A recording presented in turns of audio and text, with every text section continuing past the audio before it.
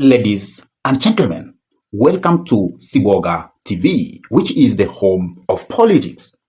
Today I want to break to you why Rigathi Gachagua is not attractive to Kenyans, but a darling of Mount Kenya region.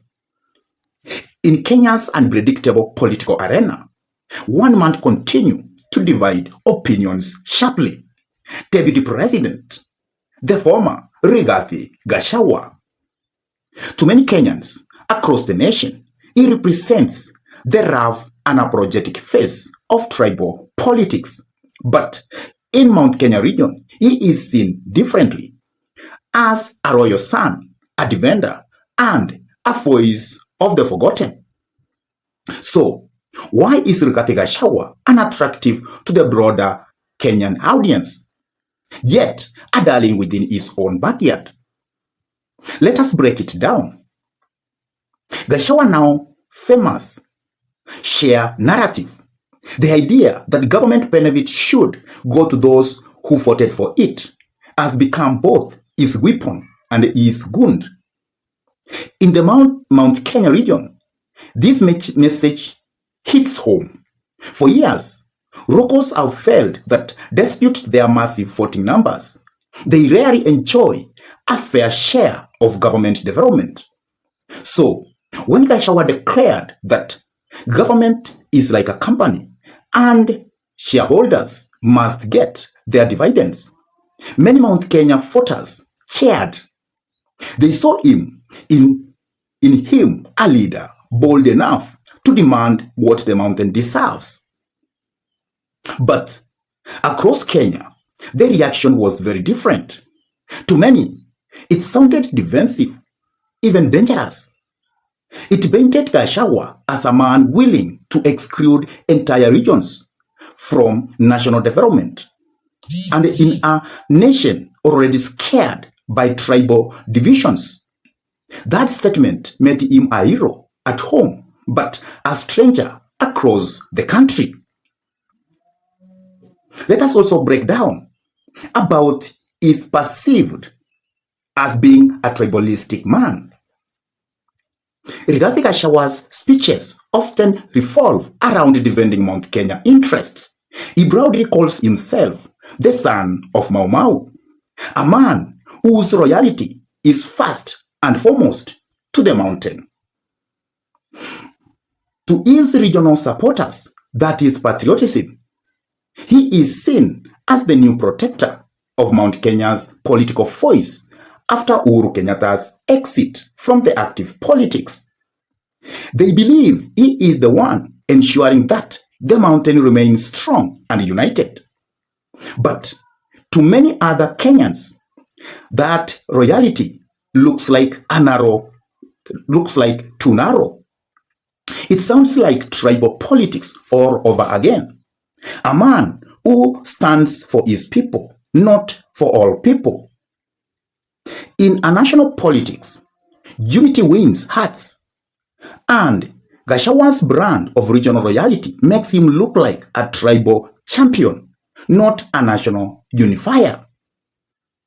Now, let us also venture into the style of politics that Gachagua employs, oppressive and aggressive political style. Rigathi Gachagua doesn't whisper, he roars.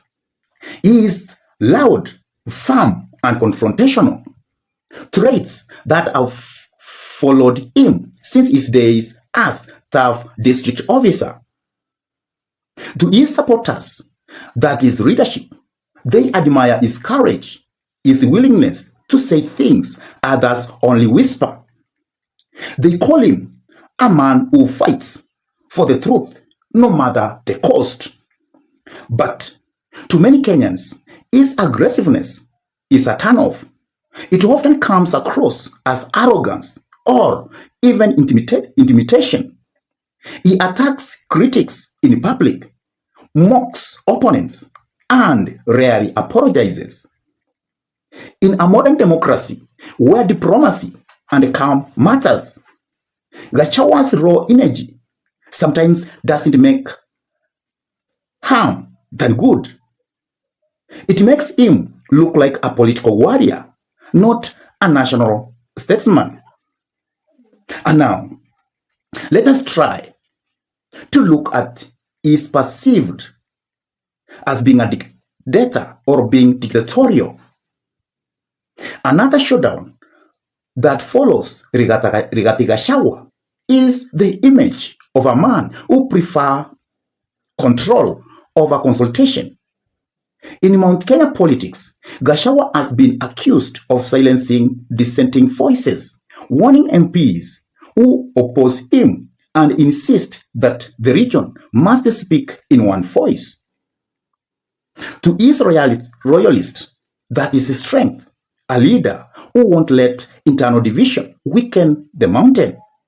But to others, it feels dictatorial, a man who demands royalty rather than earning it. One who reads by command, not by consensus. And that image, fares or not, make many Kenyans fear what kind of president he might become one day. In conclusion, a regional hero, a national Basel, hopeful but serious. Rigathi Gachagua's story is the story two worlds in one world. He is a fearless defender, the voice of Mount Kenya, bold and apologetic. In the other, he is a hardliner, a man whose politics seems too divisive for the united Kenyan. His sheer narrative wins heart at home, but harms the rest of the nation. His loyalty to Mount Kenya earns him love, but limits his reach. His aggression shows strength, but hides passion. And his tight control of regional politics earns him fear, not always respect. As the road to 2027 approaches, one question remains. Can Rigathi Gachagua transform from a regional defender to a national leader? Can he soften his tone, broaden his message, and prove that he is more than just the Mount Kenya man? Until then, Rigathi Gachagua remains a paradox, unattractive to many Kenyans, yet deeply adored by his own people. This is the story of Rigathi Gachagua, a man loved and feared in equal measures.